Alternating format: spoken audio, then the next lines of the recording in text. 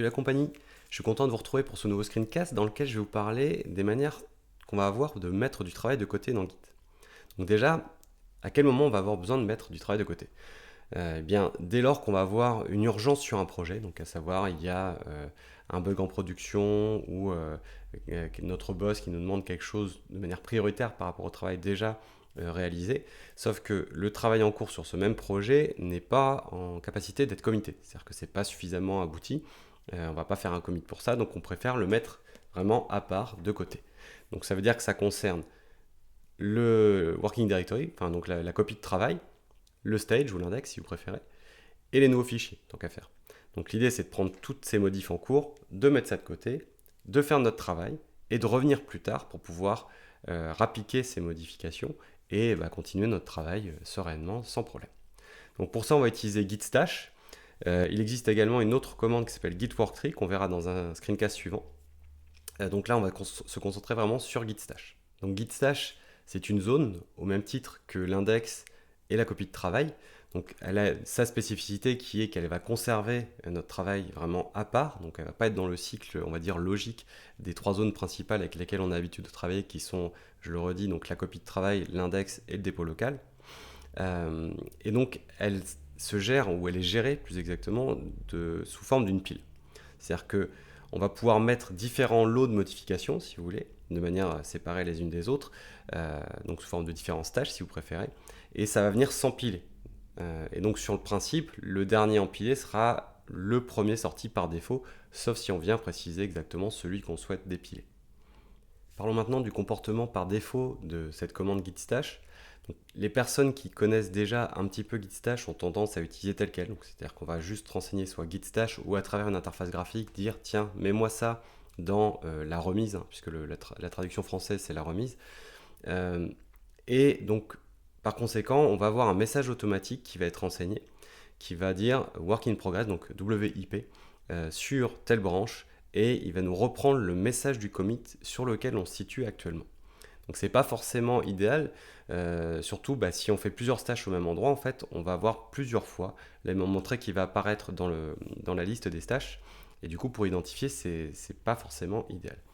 D'autre part, le stash, dans son comportement par défaut, va prendre donc tout ce qui est fichier connu modifié, donc c'est-à-dire donc dans le working directory, dans la copie de travail, pardon, et dans l'index.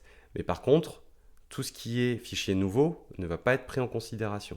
Donc il va falloir explicitement renseigner à travers donc une option le fait qu'on souhaite embarquer, enfin en tout cas mettre de côté si vous voulez, ces fichiers nouvellement créés avec le reste.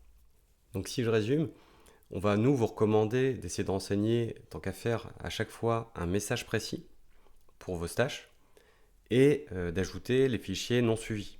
Donc l'idée en fait d'ajouter ces fichiers non suivis, c'est que ça vous permet d'éviter surtout de venir ajouter ces fichiers non suivis, ces fichiers nouvellement créés, au commit que vous devez réaliser, par exemple pour un correctif, alors qu'en fait ce fichier n'a rien à faire avec ce correctif, il devait être avec le commit que vous prépariez avec votre stage.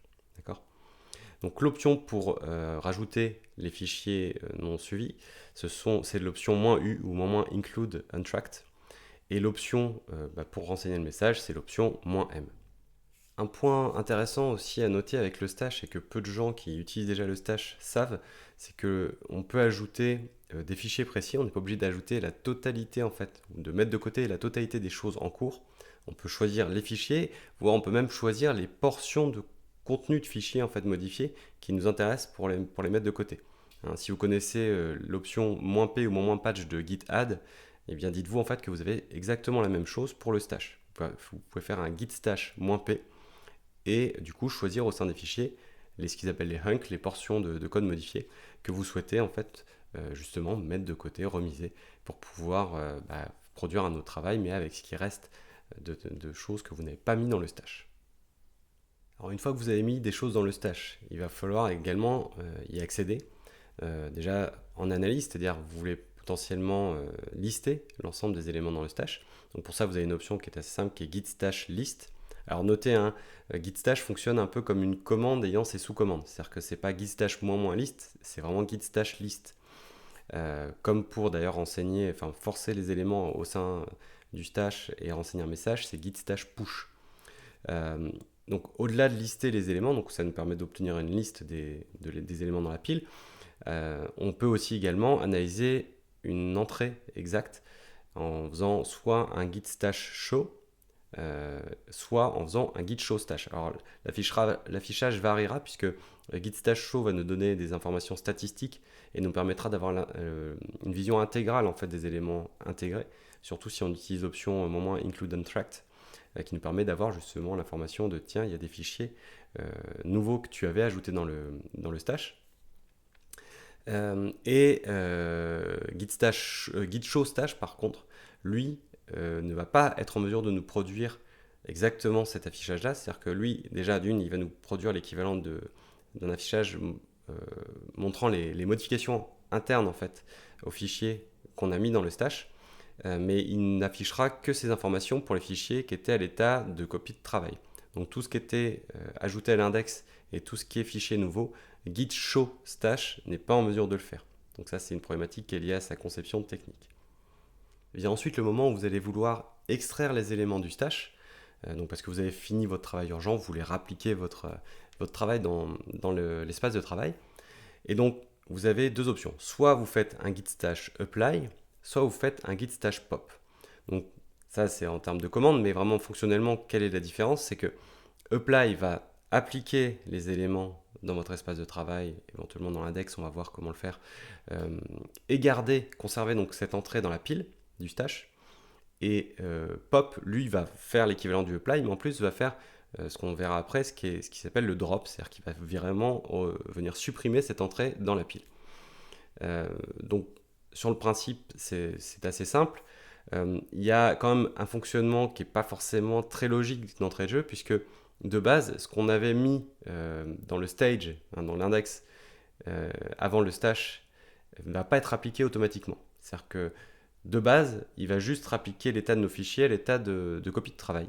Donc dans la première zone, il ne va pas remettre le stage en place. Donc pour ça, on est obligé de forcer une option qui s'appelle ---- index.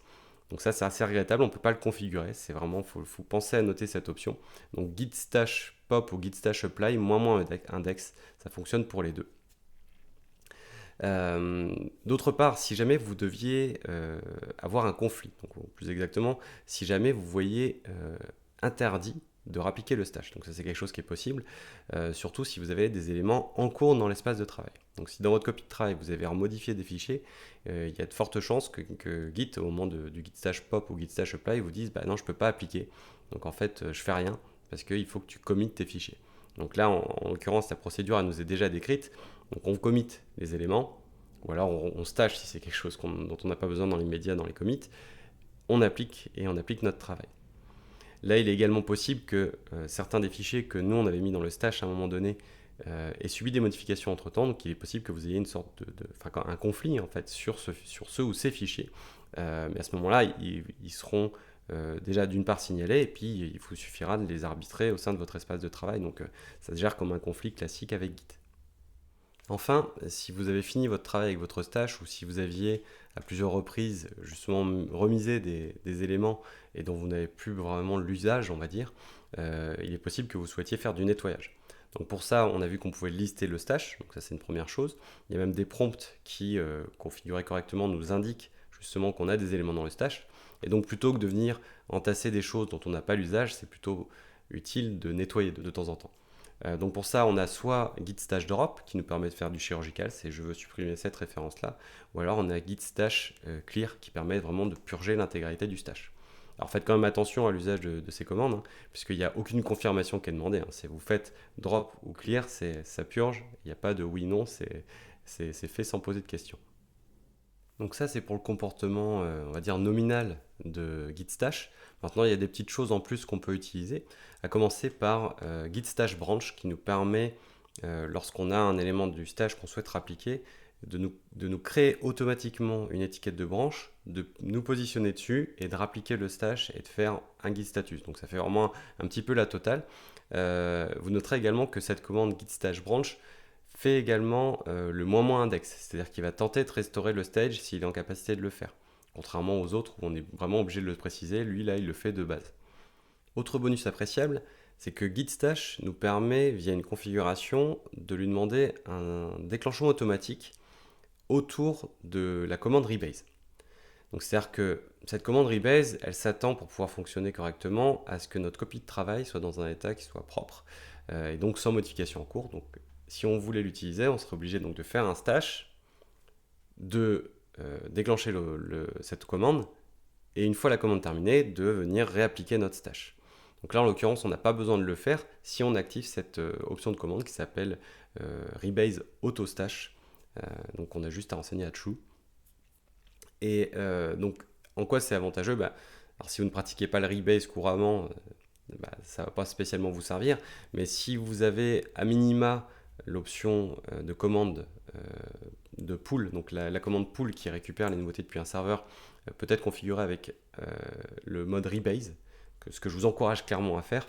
Et donc automatiquement, quand vous ferez vos pulls, ça fera un Rebase implicitement, et à ce moment-là, du coup, ça fera l'auto-stash, et ça réappliquera le stash une fois le pull terminé. Donc ça, c'est quand même plutôt cool.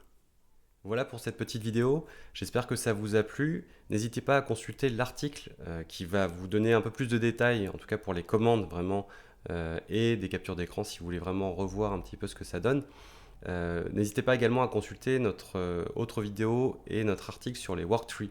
Donc très rapidement, les worktrees, ça va être vraiment plus utile pour vous que le stash si vous avez besoin d'isoler du travail pour des branches dont le contexte est différent. Donc typiquement, si vous avez besoin de recréer un contexte avec un build ou un bundling vraiment différent, vous avez des dépendances qui changent, on va dire par exemple, par rapport à des librairies tierces dont vous dépendez d'une branche à une autre, eh bien Git Stash, ça ne vous empêcherait pas de devoir recréer ce contexte systématiquement en passant d'une branche à l'autre, alors que les worktrees vont favoriser justement ce type de procédé. Voilà. Encore une fois, j'espère que ça vous a plu et je vous dis à très bientôt.